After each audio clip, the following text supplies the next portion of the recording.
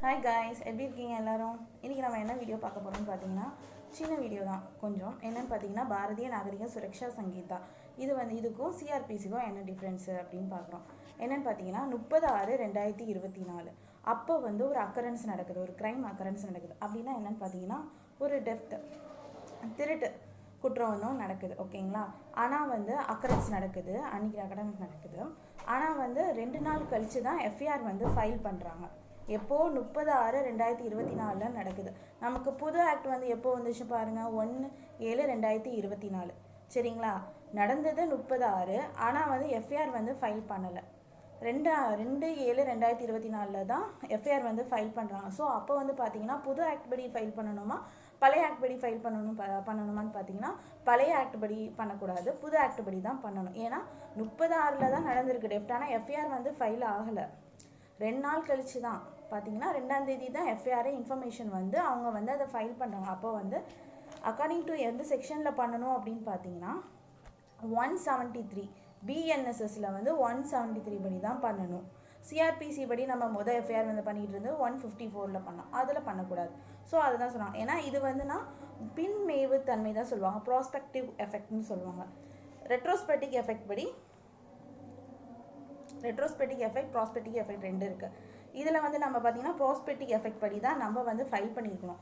பின்மெய்வு தன்மை அதுபடி தான் நம்ம ஃபைல் பண்ணணும். சரிங்களா? இதுதான் பேசிக் எல்லாத்துக்கும். சப்போஸ் 30/6 நடந்திருக்கு எஃப்ஐஆர், ஒரு குற்றம் நடந்திருக்கு, திருட்டு குற்றம் நடந்திருக்கு, அன்றைக்கே எஃப்ஐஆர் ஃபைல் பண்ணுறாங்கன்னா எந்த ஆக்ட் படி ஃபைல் பண்ணுவாங்கன்னா சிஆர்பிசி, அதில் பழைய ஆக்ட் படியே ஃபைல் பண்ணிடுவாங்க. எஃப்ஐஆரை 154 படியே அவங்க பதிஞ்சிருவாங்க. இது கிளியராக இருக்கணும். நம்ம இன்னொரு விஷயம் இந்த பின்மெய்வு தன்மை, ப்ராஸ்பெக்டிக் எஃபெக்ட் அப்படின்னு சொல்கிறாங்க. இது கான்ஸ்டியூஷனில் எந்த ஆர்டிக்கலில் சொல்லியிருக்காங்கன்னு பார்த்தீங்கன்னா, ஆர்டிக்கல் 20 சப்செக்ஷன் 1 சொல்லியிருக்காங்க. எக்ஸ்போஸ்ட் ஃபேக்ட் லா இதில் சொல்லியிருக்காங்க. ஏன்னா ஐபிசி ப்ராஸ்பெக்டிக் எஃபெக்ட், ஸோ இது ஆல்ரெடி இதில் சொல்லியிருக்காங்க. ஸோ இதுதான் பேசிக். இப்போ பார்த்தீங்கன்னா பாரதிய நாகரிக சுரக்ஷா சங்கீதாவில் எஃப்ஐஆர் ஃபைல் பண்ணணும்னா எந்த செக்ஷன் பார்த்தீங்கன்னா 173, பழசில் சிஆர்பிசியில் பார்த்தீங்கன்னா 154. இது நம்ம தெரிஞ்சுக்கணும். இது அதுக்கப்புறம் இன்டர்பிரிட்டேஷன் சொல்லியிருக்காங்க. இது ஆல்ரெடி ஒரு கேஸ் சார்ஜ் ஷீட் ஃபைல் பண்ணிட்டாங்க. நெக்ஸ்ட்டு ட்ரையல் ப்ரொசீஜரில் இருக்குது, ஆனால் ஸ்டார்ட் பண்ணலை. பழைய ஆக்ட் படி சார்ஜ் ஷீட் ஃபைல் பண்ணிட்டாங்க, இன்வெஸ்டிகேஷன் முடிஞ்சிருச்சு. அதுக்கடுத்து ட்ரையல் ப்ரொசீஜரிங் பண்ணணும்.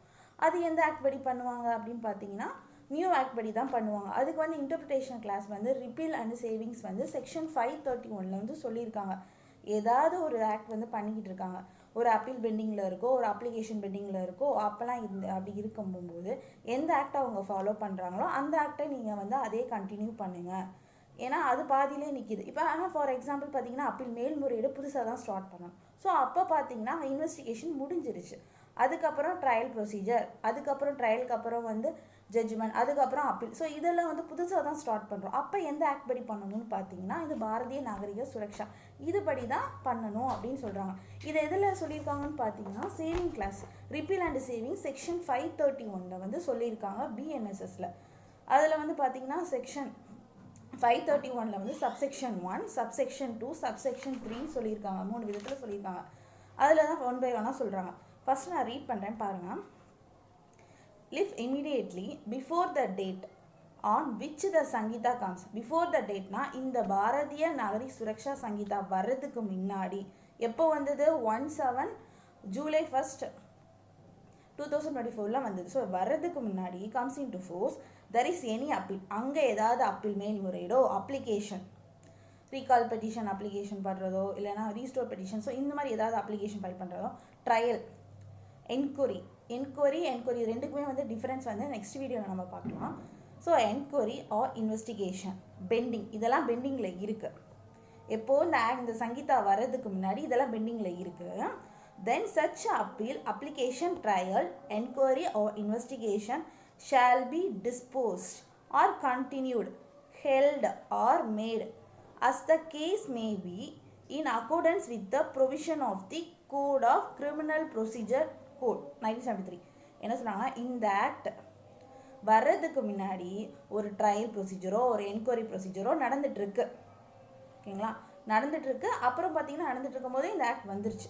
அப்போ அது எதில் கண்டினியூ பண்ணணும்னா அதிலே சொல்லியிருக்காங்க பாருங்க. According to the code of criminal procedure code 1973 இதிலே சொல்லிட்டாங்க. As in force immediately before such commencement, herein thereafter refers the said code. Okay.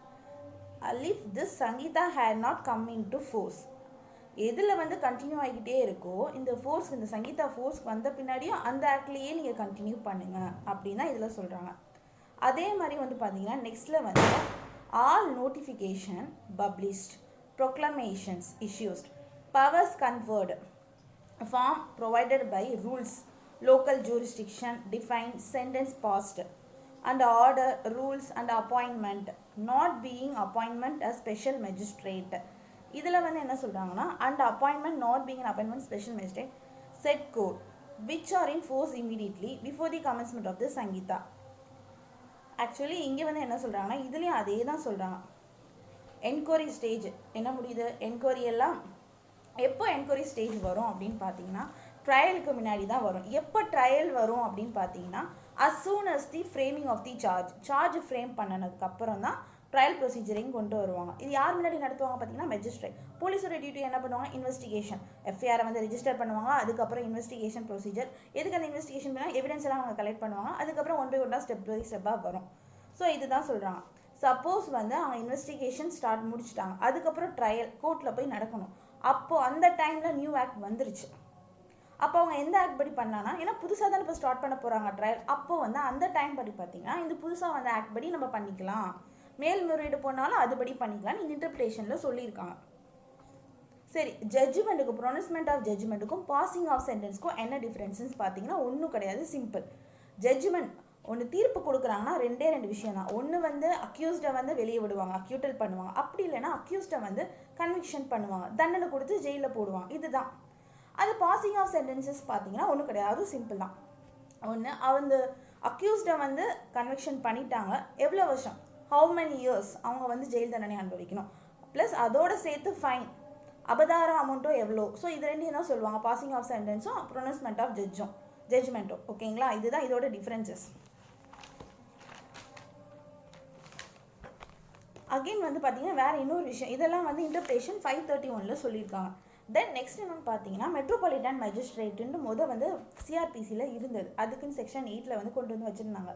Metropolitan மேஜிஸ்ட்ரேட்லாம் யாருன்னு இப்போ வந்து இந்த புதுசாக வந்த பாரதிய நாகரிக சுரக்ஷா சங்கீதாவில் வந்து அதை வந்து எடுத்துட்டாங்க. மெட்ரோபாலிட்டன் மேஜிஸ்ட்ரேட்னு அந்த ஹெட்டிங்கவே எடுத்துட்டாங்க.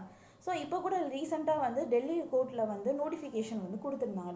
டெல்லியில் வந்து நோட்டிஃபிகேஷன் வந்து ஏன்னா மெட்ரோபாலிட்டன் மேஜிஸ்ட்ரேட் எல்லாம் நாங்கள் வந்து ஜுடிஷியல் மேஜிஸ்ட்ரேட் ஃபஸ்ட்டு கிளாஸாக வந்து நாங்கள் அறிவிக்க போகிறோம் அப்படின்னு சொல்லி நோட்டிஃபிகேஷனை விட்டுட்டாங்க. ஸோ அதே மாதிரி தான் நமக்கும் இப்போ வந்து ஹைகோர்ட்ஸ்லாம், சென்னை ஹைகோர்ட்லலாம் வந்து மெட்ரோபாலிட்டன் மேஜிஸ்ட்ரேட்டாக இருக்காங்களா. ஸோ அப்போ அவங்களெல்லாம் வந்து டெல்லியில் என்ன ஃபாலோ பண்ணி நோட்டிஃபிகேஷன் வந்திருக்கோ அதே மாதிரி தான் இப்பயும் வந்து இவன் நமக்கும் பின்னாடி இப்போ வரப்போகுது. சரிங்களா, என்னமா மெட்ரோபாலிட்டன் மேஜிஸ்ட்ரேட்டாக இருக்கிறவங்க எல்லாமே ஜுடிஷியல் மேஜிஸ்ட்ரேட் ஃபஸ்ட்டு கிளாஸாக வந்து அறிவிக்க போகிறோன்னு சொல்லி நோட்டிஃபிகேஷனை விட்டுருச்சு. அதே பேஸ் பண்ணி தான் இப்போ சென்னையிலே வர போகிறாங்க.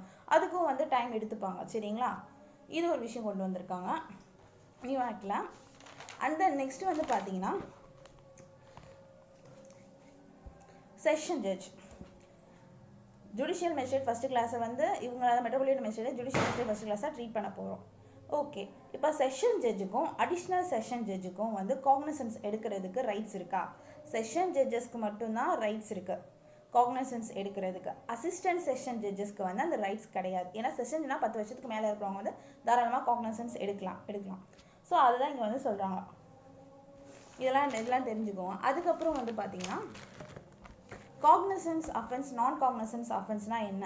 3 வருஷத்துக்கு மேலே 3 வருஷத்துக்கு கீழேன்னு சொல்லுவாங்க. அதெல்லாம் கிடையாது. ஷெடியூலில் வந்து சொல்லியிருக்காங்க காக்னிசன்ஸ்னால் இது, நான் காக்னிசன்ஸ்னால் என்ன, செஷன்னா என்ன, வாரண்ட்னா என்ன, சம்மரி ட்ரையல்னால் என்ன. ஸோ இதெல்லாம் வந்து காலம்லேயே முன்னாடி சொல்லியிருக்காங்க. அதெல்லாம் சேமாக தான் இருக்குது. சிஆர்பிசிக்கும் பிஎன்எஸ்எஸ்க்கும் எந்த ஒரு டிஃப்ரென்ஸும் கிடையாது. இன்னொரு விஷயம் ஒன்று கொண்டு வந்திருக்காங்க. எஃப்ஐஆர் வந்து ஃபஸ்ட்டு நம்ம எதில் ஃபைல் பண்ணுவோம், சிஆர்பிசியை பொறுத்த வரைக்கும் 154, இங்கே பிஎன்எஸ்எஸில் வந்து பார்த்தீங்கன்னா 173. ஸோ இதில் வந்து என்ன புதுசாக எலக்ட்ரானிக் மோட்ஸும் கொஞ்சம் ஆட் பண்ணியிருக்காங்க. ஃபஸ்ட்லாம் வந்து ஸ்ட்ரேஞ்சர்ஸ் வந்து ஃபோன் பண்ணுவாங்க, போலீஸ் ஸ்டேஷனுக்கு ஃபோன் பண்ணிவிட்டு இந்த மாதிரி இந்த இடத்துல வந்து ஒரு ஆக்சிடென்ட் நடந்துருச்சு, ஒரு மர்டர் நடந்துருச்சு, கொஞ்சம் சீக்கிரம் வாங்கன்னு சொல்லுவாங்க. அந்த சைடு இருந்த போலீஸ் ஆஃபீஸர் வந்து யார் நீங்கள் பேசுகிறீங்க, உங்களோட அட்ரஸை கொடுங்கன்னா வைக்க வேணாம், ஸ்ட்ரேஞ்சர் காலை வச்சுட்டு போயிடுவாங்க. ஸோ அதுக்கு வந்து இப்போ வந்து என்ன பண்ணுறாங்க, கிரிப்டிவ் கால்ஸ்ன்னு சொல்லுவாங்க, கிரிப்பிட்டிவ் கால்ஸ்ன்ட்டு. இப்போ அதில் வந்து ஃபோனில் வந்து பேசுகிறாங்களா, ஸோ 3 days டைம். ஃபோனில் பேசுகிறவங்க அந்த இன்ஃபர்மேஷன் கொடுத்தவங்க வந்து டேரெக்டாக அந்த போலீஸ் ஸ்டேஷனுக்கு வந்து 3 daysக்குள்ளே இப்போ புதுசாக கொண்டு வந்திருக்காங்க, 3 நாள் தான் டைம். அந்த 3 நாளில் வந்து டெலிஃபோனில் என்ன சொன்னாங்களோ அதை வந்து கைப்பட வந்து நேரில் வந்து எழுதி கொடுத்து சைன் பண்ணணும். அப்போ அது பண்ணால் மட்டும்தான் எஃப்ஐஆர் வந்து போட முடியும். இப்போ அதை கொண்டு வந்து கொடுத்துருக்காங்க, இந்த மாதிரி புதுசாக கொண்டு வந்திருக்காங்க. அதே மாதிரி வந்து பார்த்தீங்கன்னா ப்ரிலிமினரி என்கொயரி வந்து லலிதா குமாரி கேசஸில் வந்து எக்ஸப்ஷன்ஸ் கொடுத்துருந்தாங்க. இந்த மாதிரி கேசஸில் எல்லாம் வந்து முதன்மை என்கொயரிஸ் வந்து பண்ணக்கூடாது அப்படின்னு. என்ன மாதிரி கேசஸ் பார்த்தீங்கன்னா மேட்ரிமோனியல் அஃபென்சஸ் என்னன்னு பார்த்தீங்கன்னா இந்த கல்யாண முறிவுகள், மேரேஜ் லைஃப்பில் வந்து இறந்துட்டாங்க, டவுரி டெத்தில் இறந்துட்டாங்க, சூசைட் பண்ணி இறந்துட்டாங்க, ஸோ வாட் எவர் மேப்னா அவங்களுக்குலாம் வந்து என்கொயரி வைக்கக்கூடாதுன்ட்டு. அதே மாதிரி மெடிக்கல் நெக்லிஜென்ஸ், டாக்டர்ஸ் வந்து ஆப்ரேஷன் பண்ணும்போது ஏதாவது அவங்க தவறுதலாக ஏதாவது குடிச்சிட்டு வந்து ஆப்ரேஷன் பண்ணி அதனால் பேஷண்ட்ஸ் உயிரை இழந்திருப்பாங்க. மேபி ஏதாவது ஒரு வயிற்றில் வந்து ஏதாவது கத்தியோ வேறு எதையோ வச்சு அவங்களால ஏதாவது பேஷண்ட்ஸ்க்கு ஆகி அதனால் உயிர் போயிருந்தா, ஸோ அந்த மாதிரி இதுக்கும் வந்து ப்ரிலிமினரி என்கொயரி ஸ்டே வைக்கக்கூடாதுன்னு சொல்லியிருந்தாங்க. அதே மாதிரி கரப்ஷன் கேசஸ்க்கும் அப்நார்மல் டிலேஸ், இந்த மாதிரி இருக்கலாம் கமர்ஷியல் கேசஸ் அஃபென்ஸ், இது எதுக்குமே வந்து ப்ரிலிமினரி என்கொயரிஸ் வந்து இருக்கக்கூடாது லலிதா குமாரி கேசஸ்லேயே சொல்லிட்டாங்க. பட் இதை வந்து இந்த இதில் வந்து என்ன சொல்லியிருக்காங்கன்னா 173 செக்ஷனில் வந்து இது வந்து ப்ரிலிமினரி என்கொயரிஸ் வைக்கலாம், 3 நாளுக்குள்ளே வந்து வைக்கலாம் அப்படின்னு சொல்லியிருக்காங்க இதுவும்.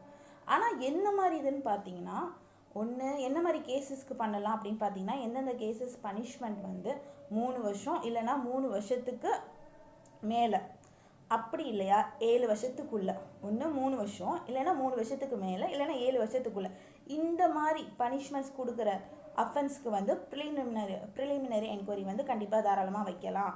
அதுவும் வந்து அப்நார்மல் டிலே வந்து 3 நாளுக்குள்ளே இல்லை, 3 நாள் தான், அதுக்கும் டைம் வந்து 3 days தான் கொடுத்துருக்காங்க. அதுக்கப்புறம் வந்து பார்த்திங்கன்னா ப்ரைமா ஃபேசி முதன்மை, இந்த கேஸை எடுக்கலாமா வேண்டாமா வந்துருச்சு, ஒரு குற்றம் பண்ணிட்டாங்க, அது போலீஸ் ஆஃபீஸருக்கு வந்து தெரிஞ்சிருச்சு, சரி இந்த கேஸை நம்ம எடுக்கலாமா வேணாமா, பனிஷ்மெண்ட்டும் கரெக்டாகிடுச்சு, ப்ரிலிமினரி என்கொயரி இதுக்கு வைக்கலாமா வைக்கக்கூடாதா அப்படின்னு பார்த்தீங்கன்னா 14 daysக்குள்ளே யார்கிட்ட வந்து பெர்மிஷன் கேட்கணும்னா போலீஸ் ஸ்டேஷனில் ஒரு போலீஸ் ஆஃபீஸர் வந்து போலீஸ் ஸ்டேஷனுக்கு சார்ஜ் எடுத்திருப்பாங்கள்ல, officer in charge of police station, maximum வந்து இன்ஸ்பெக்டராக தான் இருப்பாங்க. சப்போஸ் இன்ஸ்பெக்டர் இல்லைன்னா அவருக்கு கீழே இருக்கிறவங்க எஸ்ஐ அவங்க எடுத்துப்பாங்க. ஸோ இந்த பர்சன் வந்து பெர்மிஷன் வாங்கியிருக்கணும். யார்கிட்ட பெர்மிஷன் வாங்கணும்னு பார்த்தீங்கன்னா இவங்களுக்கு மேலே இருக்கிற அதிகாரி, டெப்டி சூப்பரண்டர், டிஜிபி, ஸோ இந்த மாதிரி பர்சன்ட்டை வந்து பெர்மிஷன் வாங்கியிருக்கணும், எழுத்து மூலமாக பெர்மிஷன் வாங்கி இந்த மாதிரி நான் கேஸ் வந்து பனிஷ்மெண்ட் இதுக்குள்ளே இருக்கிற கேஸை நான் வந்து முதன்மை ப்ரிலிமினரி என்கொயரி பண்ணுறேன், அதுக்கு உங்கள் பெர்மிஷன் கொடுங்க, நான் 14 நாள் தான், அதுக்கும் எவ்வளோ நாள் கொடுத்துருக்காங்கன்னா 14 நாள் தான், 14 days தான். இந்த கேஸை நடத்தலாமா வேணாமான்னு சொல்லி மேலே இருக்கிற அதிகாரிகிட்ட வந்து அவங்க பெர்மிஷன் வாங்கிட்டு எழுதப்பட சைன் வாங்கிட்டு இந்த கேஸஸை வந்து நடத்தலாம், ப்ரொசீட் பண்ணலாம், எஃப்ஐஆர் ஃபைல் பண்ணலாம். வந்து எஃப்ஐஆர் ஃபைல் பண்ண மாட்டாங்க, இன்ஃபர்மேஷன் வந்துருச்சா கரெக்டாக இந்த அஃபென்ஸ் வந்து இந்த பனிஷ்மெண்ட்குள்ளே இருக்கான்னு பார்ப்பாங்க. அதுக்கப்புறம் முதன்மை நடத்தலாமா வேணாமான்னு யோசிச்சுட்டு மேலே இருக்கிற அதிகாரிகிட்ட வந்து பெர்மிஷன் வாங்கணும், அதுக்கப்புறம் தான் எஃப்ஐஆரை போடணும். அப்புறம் 14 நாள் டைமில் எடுத்துப்பாங்க இன்வெஸ்டிகேஷன் பண்ணுறதுக்கு. சரிங்களா, இதுதான் ப்ரொசீஜர். இதெல்லாம் புதுசாக வந்து கொண்டு வந்து கொடுத்துருக்காங்க. 3 daysக்குள்ளே தான் இருக்கணும், கம்ப்ளைண்ட் இன்ஃபார்ம் பண்ணணும்.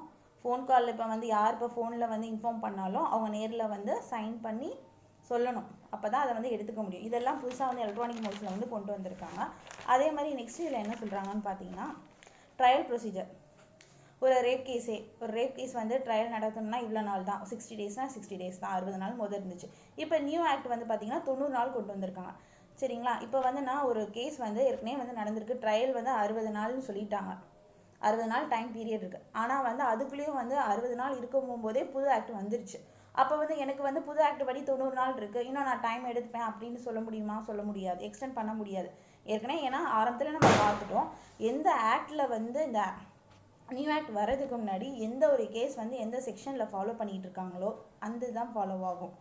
புதுசாக ஏதாவது அவங்க பண்ணுறாங்கன்னா ஸ்டார்ட் பண்ண போகிறாங்கன்னா மட்டும்தான் இந்த நியூ ஆக்ட் வந்து அப்ளிகபிள் ஆகும். ஏற்கனவே வந்து டைம் பீரியட் வந்து 60 நாள் கொடுத்துட்டாங்க, வெயிட்டிங் பீரியட். அந்த 60 நாள்னா அந்த 60 நாள் தான், அதுக்குள்ளே தான் அவங்க முடிச்சிருக்கணும். அதை விட்டுட்டு இல்லை புது ஆக்டில் வந்து 90 நாள் சொல்லியிருக்காங்க, எக்ஸ்ட்ரா நான் ஒரு 30 நாள் எடுத்துக்கிறேன் அப்படின்ட்டு சொல்ல முடியாது. ஏன்னா இப்போ வந்துச்சு, 7வது மாதம் தான் வந்துச்சு, ஜூலையில் வந்துச்சு, ஆகஸ்ட். இதே பார்த்தாலும் வந்து ஜஸ்ட்டு 60 days தான், இன்னும் செப்டம்பர் ஃபுல்லாக முடிச்சாதான் 90 days வரும். ஸோ இதுவே வந்து ஓல்டு பீரியட் மட்டும்தான் இதில் வந்து எக்ஸ்டென்ஸ் ஆக முடியாது. ஏன்னா 60 days தான் ஆயிருக்கு வந்து. அப்போ வந்து எப்படி அவங்க நியூ ஆக்டில் வந்து 90 நாள் கொடுத்துருக்காங்க, அது வந்து அவங்க எப்படி கேட்க முடியாதுல்ல. ஸோ அதான். ஸோ இதெல்லாம் வந்து 173ல் வந்து நியூ ஆக்டில் வந்து சொல்லியிருக்காங்க. சரிங்களா? இதெல்லாம் வெயிட்டிங் பீரியட் வந்து ட்ரையலில் வந்து பீரியட் இவ்வளோ தான். ரேப் கேஸை பொறுத்த வரைக்கும் இவ்வளோ 60 டேஸில் வந்து நீங்கள் வந்து ட்ரையல் அண்ட் ப்ரொசீஜர் நடத்திடுங்க அப்படின்னு இருந்துச்சு. இப்போ 90 டேஸ் ஆகியிருக்காங்க. ஸோ அதே மாதிரி ஃபோன் காலில் பண்ணுறவங்க வந்து பேசிட்டு வைக்கிறாங்கன்னா, ஸ்ட்ரேஞ்சர்ஸ் கால்ஸ் மாதிரி இருந்துச்சுன்னா 3 டேஸ் டைம் கொடுத்துருக்காங்க. அதே மாதிரி ப்ரீலிமினரி என்கொயரியும் வந்து இப்போ தாராளமாக பண்ணலாம். எந்த மாதிரி கேஸஸ்க்கு பண்ணலாம்னா, இந்த பனிஷ்மெண்ட்ஸ் வந்து சொல்லியிருக்காங்க 3 வருஷம் இல்லை 3 வருஷத்துக்கு மேலே, இல்லைனா 7 வருஷத்துக்குள்ளே நடந்த ஏதாவது அஃபென்ஸ்னா கண்டிப்பாக ப்ரிலிமினரி என்கொயரி வைக்கலாம். ஆனால் அந்த என்கொயரி வைக்கிறதுக்கு வந்து பிரைமா ஃபேசி இருக்கணும். எடுக்கலாமா எடுக்கக்கூடாதான்னு சொல்லிட்டு அவங்களோட ஒரு இன்ஸ்பெக்டர்னா அவங்களுக்கு மேலே இருக்க அதிகாரிகிட்ட வந்து பெர்மிஷன் கேட்டுட்டு 14 நாட்களுக்குள்ளே அது இன்வெஸ்டிகேஷனை நடத்தி முடிச்சிருக்கணும். ப்ளஸ் வந்து எஃப்ஐஆரும் போட்டிருக்கணும். ஸோ இதெல்லாம் தான் இப்போ புதுசாக வந்து 173ல் வந்து கொண்டு வந்திருக்காங்க. ஸோ இதுதான். வேறு ஏதாவது டவுட்ஸ் ஏதாவது உங்களுக்கு இருந்துச்சுன்னா கமெண்ட் பாக்ஸில் வந்து நீங்கள் தாராளமாக டைப் பண்ணுங்கள். நானும் வந்து உங்களுக்கு பதில் சொல்கிறேன். ஸோ நெக்ஸ்ட் வீடியோவில் உங்களை பார்க்குறேன். பாய்.